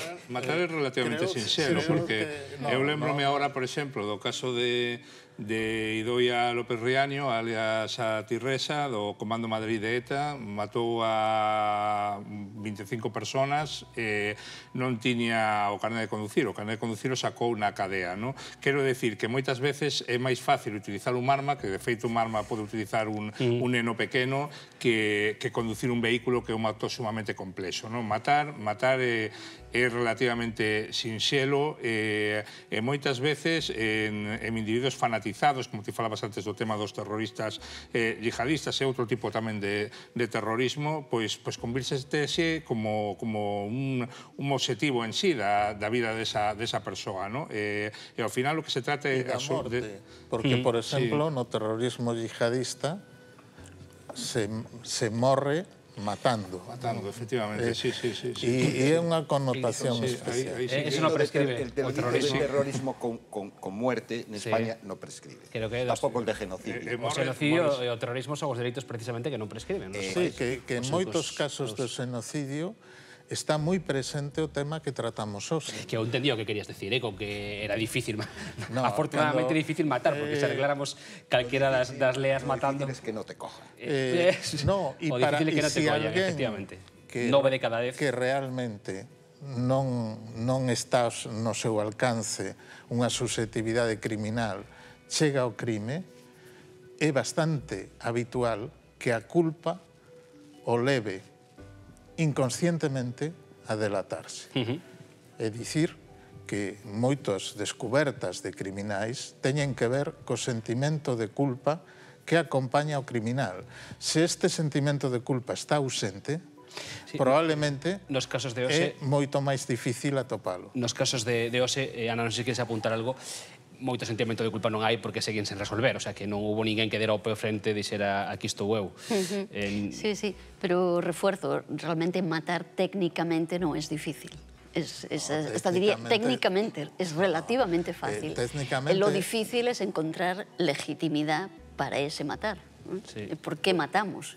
¿O por qué consideran? El resorte psicológico del ser humano es justificar sus actos malos y llega a creerse sus mentiras. Pero hay que cometer el acto. Y a justificarlas para dormir tranquilo, porque ese sentimiento católico de culpa, pues yo creo que en el criminal es muy relativo. Pero el sentimiento de culpa non se vincula só ás crenzas religiosas. No, estoy hablando en términos genéricos. Él lo dice, entiendo, como estrategia tamén a veces procesal, ¿no? Eu creo que moitas veces tamén afán de notoriedade, ¿no? Quero decir que é certo que hai criminais que realmente les encanta salir nos medios. Me estou lembrando agora do famoso caso do crimen do naipe, ¿no? O sea, un caso que sucedeu en Madrid, que o tío deixaba cartas de barallas, ¿no?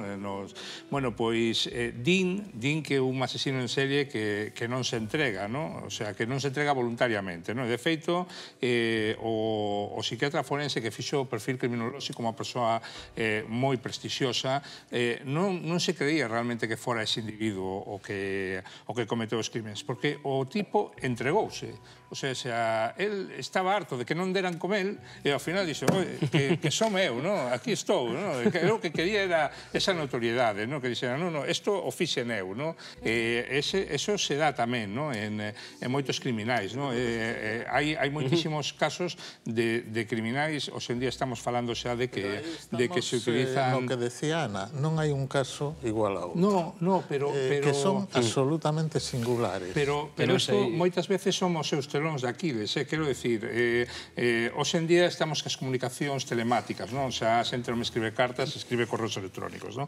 Pero é curioso como nun principio, desde Jaco do Estripador e as famosas cartas que mandaba a policía hasta o asesino do Zodíaco, que tamén escribía cartas, hoxe utilizanse correos electrónicos que tamén sirven a policía para coller o criminal. E pasou, por exemplo, co caso de Una Bomber. Una Bomber mandaba correos electrónicos a policía, porque esa fan de notoriedade, e o que fixo a policía foi un perfil perfil en base á maneira que tiña de escribir, os giros lingüísticos que lle daba, o que a sociolingüística forense. Ao final, todo son armas que tamén volves un pouco en contra. Que haxe ao final un desexo inconsciente, eso tamén me estou de acordo contigo, un desexo inconsciente do criminal de a mellor ser apresado tamén, pois pode ser que realmente poda haber ese sentimento. Vai perfecto para, estamos fora de tempo, para a pregunta que os vou deixar para pechar, porque teño a Miguel Anxo Fernández aí, coa sección que durante estes 15 programas vinos acompañando, esas olladas aos pantos, esas películas ou series, e achegadas un pouco a temática que estamos a tratar.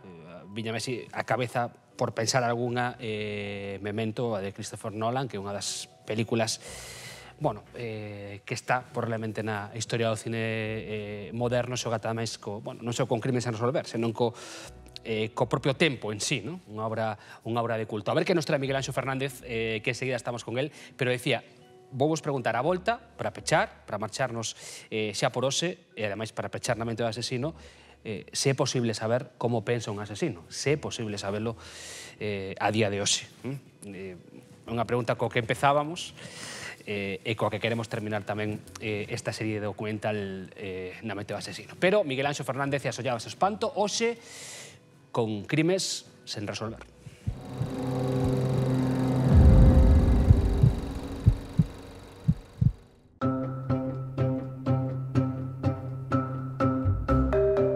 No cinema clásico de Hollywood non podía haber crímenes sen resolver.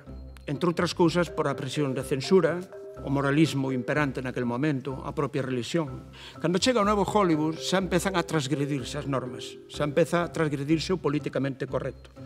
Crímenes sin resolver, psicópatas que actúan e non sabemos que foi deles, e iso, para os guionistas, incluso, é unha maneira de nutrir tamén as tramas e enganchar. Por qué? Porque o espectador de agora o entende perfectamente. Bien, neste contexto de crímenes sin resolver, 3 anuncios son as afueras, unha película recente, Frances McDormand é unha nai a que lle matan a súa filla. Señora Hayes, ¿por qué ha colocado esos anuncios? A mi hija Ángela la asesinaron hace 7 meses y la policía está muy ocupada torturando a negros como para resolver un crimen de verdad. ¿Qué coño es eso? Visto que a policía non opera, entón merca 3 vallas que sitúa as entradas da vila.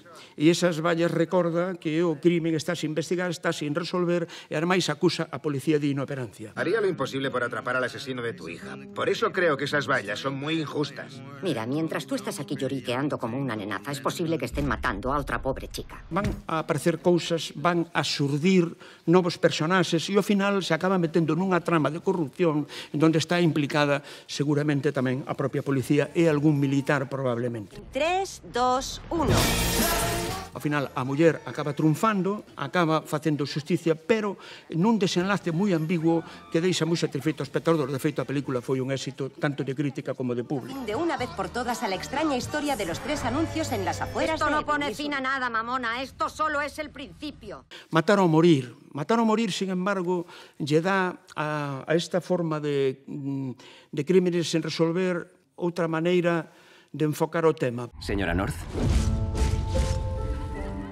siento mucho lo ocurrido. Porque Jennifer Garner é unha muller que sufre un tiroteo en compañía da súa familia. Morren o marido e morre o fillo e cando ela desperta do coma, collen aos culpables, pero de alguna forma, por un resquicio legal, quedan en liberdade. Entón é cando ela decide asumir a vinganza. Las pruebas son insuficientes para juzgar a los acusados. En este tipo de personaxes, destes roles, que suelen ser roles femeninos, pero con atribucións masculinas, en Jennifer Garner se convirte nunha muller espiritiva e vengadora, non? ¿De verdad cree que lo ha hecho Riley North? Hoy es el 5º aniversario del asesinato de su familia. Bueno, en este caso era un crimen sen resolver e como a xustiza non o resolve, resolvo eu. Quiero justicia. E finalmente Zodiac. Zodiac é unha película, evidentemente unha obra maestra, David Fincher, baseada no famoso asesino do Zodíaco, que alá por finais dos anos 60 e principios dos 70 asasinou en San Francisco a numerosas víctimas e nunca foi, digamos, detido pola policía. 4 escenas del crimen y ni una huella que se pueda utilizar. La policía no puede abordar este caso de la forma habitual. Se está saltando las pautas. Incluso hubo investigacións xornalísticas e non foi posible dar co asesino do Zodíaco. Pero a A singularidade deste asesino era que iba deixando pistas, desafiaba a policía e os medios para que o localizaran. Por desgraza, isto nunca foi. Otra carta. ¿Los niños que van al cole son un buen objetivo? É un dos casos míticos da criminoloxía americana en que, de alguna forma, un dos casos que aínda hoxe hai xente que está empeñada en resolver. Sí.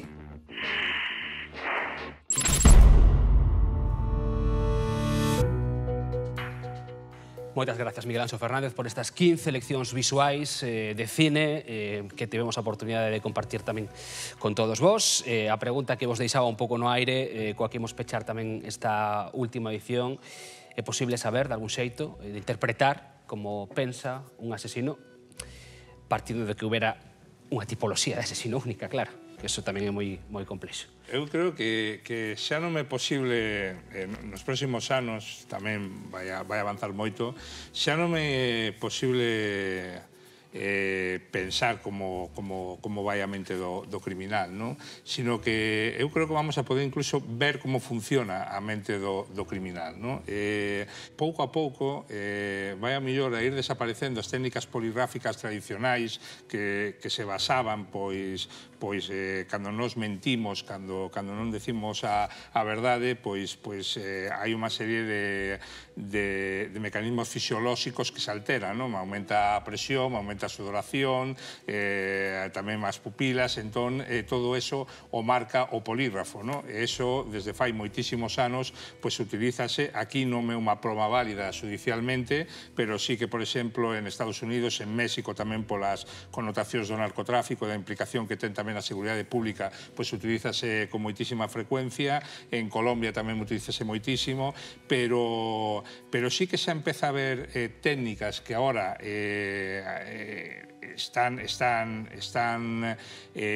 empezando, pero que xa se están utilizando para ver realmente como funciona a mente dunha persoa ante determinados estímulos. Quero decir, por exemplo, unha escena do crime, e ti dis que realmente nunca estuviches nesa escena. Sin embargo, cando te proxetan a escena, o cerebro reacciona dunha determinada maneira. Bueno, pois hai probas que se utilizan, eu creo que un deles é o Hospital Miguel Servet de Zaragoza, probas que se utilizan para determinar se realmente pois esa persoa di a verdade. Estas probas usáronse no caso de Marta del Castillo, eu creo que pouco a pouco se va a generalizar máis. Sen moito éxito, no caso de Marta del Castillo, sen moito éxito. Non, sen moito éxito, porque ademais é que ali estamos falando dun cadáver que imagino que a zona xa é de moi difícil acceso, pero ademais probablemente en condicións de nocturnidade que ao mellor é casi seguro que a xente que se desfixo do corpo tampouco ten moi claro na súa mente onde é exactamente a propia zona, a menos que hubiera algún elemento. Pidemos brevidade dentro do que poida ser, porque estamos, xa digo, fora de tempo. Ignacio, esa pregunta que nos facíamos, podemos saber cómo piensa un asesino. Pues depende del caso concreto, porque yo parto de la base de que no podemos hacer un concepto de pensamiento del asesino universal. Entonces las razones que llevan a uno a matar puede ser por encargo, puede ser un mafioso, un sicario, vamos. Puede ser una persona que tiene un mono de droga y que necesita y que pega un atraco y no quería matar y mata para robar. Puede ser un burgués, un aristócrata, un político por corrupción, por estar metido en algunos asuntos en los que nadie no pueden descubrirse y mata. Puede ser por celos, puede ser pasional, puede ser de diversas maneras. Con lo cual, ¿cómo piensa un asesino? Yo creo que habría que ir al caso particular. Pienso que no se puede hacer un análisis genérico. Volveríamos entonces a Lombroso, que decía la teoría del criminal nato, que tenía física... Non me estaba equivocado en todo, Bueno, por exemplo, claro que no. A teoría do loco moral é o que hoxe día falamos de psicópatas. Bien, después hablamos, para concretar. Que Lombroso es una eminencia evidente en la criminología, en la medicina forense, y digamos que abrió 1000 caminos, ¿no? Pero bueno, él partía de un esquema de que el criminal tiene unos rasgos físicos determinados y una frialdad de ánimo y unas características psicológicas particulares, claro. Bueno, a vista dos 15 casos sabemos que non, que Yo como patrón... non pienso como Lombroso. Non, pero bueno, era moi interesante tamén o que apuntaba Luis, de que, bueno, as técnicas que permiten ler e interpretar o cerebro van avanzando tamén moito nos últimos tempos. Ana. A mí me gusta pensar en los criminales como personas normales. Normales con todas las comillas que necesita ese término. Y al final normales somos todos hasta que se demuestra lo contrario. Entonces, mi respuesta a esa pregunta sería, si nosotros propios conseguimos, exceptuando aquellas situaciones en que de hecho hay trastornos psicopatológicos, trastornos de personalidad, etcétera, que son menos de lo que la gente se cree. La mayor parte de los criminales son personas normales, como cualquiera de nosotros. Simplemente cometen delitos y nosotros no los cometemos, ese tipo de delitos. Entonces, mi respuesta sería, si nosotros somos capaces, nosotros propios, de entender los motivos que nos llevan a hacer determinadas cosas, a tomar determinadas decisiones, entonces te diría sí. El caso es, nosotros propios somos capaces de entender los motivos que nos llevan a tomar determinadas decisiones, a tener determinados actos. Para mí la respuesta es esa. Utilizaría una frase que me gusta mucho más, que no la sé decir exactamente, que es de un profesor mío de hace muchísimos años, lo que pasa es que ya no la sé repetir, pero él nos decía, es que una mente no es capaz de pensarse a sí propia. O sea que nunca conseguiremos entender la mente de nadie. En su completa esencia. Es una frase que me marcó mucho durante mi formación. Es una respuesta de gallega, ya lo sé, ni sí ni no, ni depende. Aquí, a verdade é que levamos 15 programas tentando entender a mente do asesino, bueno, digamos que é complexo, canto menos é complexo. Moitos dos crimes son pasases ao acto aparentemente inmotivados. Eso non quere decir que non teñan causa, sino que esa causa é enigmática e opaca mesmo para quen realiza o crime. Entonces, que pensa o asesino? Pensa igual conscientemente unha cousa e a causa que o levou a ese acto se lle escapa. Se é un asesino en masa, vai decirnos que na escola que entrou e matou a 40 é porque aí de pequeno acosaron e se burlaron del e é a súa vinganza. Isto é mentira? Non en certo sentido, pero igual tampouco é a determinación última. Se é un asesino en serie, igual cree na omnipotencia do seu acto e da súa capacidade intelectual superior ou outro motivo. Se o motivo sexual é outro. Se pode, non se pode, non se ler, interpretar, bueno, daríanos para outros 15 programas, probablemente, sobre a mentalidade humana do asesino. Quero agradecer especialmente a todos vos que nos acompañades hoxe. Ignacio Santaló, abogado penalista, moi amable, gracias por estar aquí. Ana Sacao, que é profesora de criminoloxía. Muchas gracias. Moitas gracias por acompañarnos. Luis Salamancos, detective privado, criminólogo. Luis, gracias por estar hoxe tamén conosco. Manuel Fernández Blanco, psicoanalista, psicólogo clínico. Graciñas tamén por estar... Un placer, Pablo. Hoxe tamén neste programa, bueno, 15 crimes, 15 viaxes ás mentes dos asesinos, 15 documentais, 150 voces conxugadas entre documentais e xente que nos acompañou aquí no plató. Moi poquinho tempo, quero agradecer ao todo o equipo que está detrás de este programa, detrás das luces, pero que está diante cando traballamos, por todo o que foi esta experiencia. Era moi difícil, era un desafío chegar á mente do asesino. Espero que polo menos a experiencia que compartimos pagase a pena. Boa noite.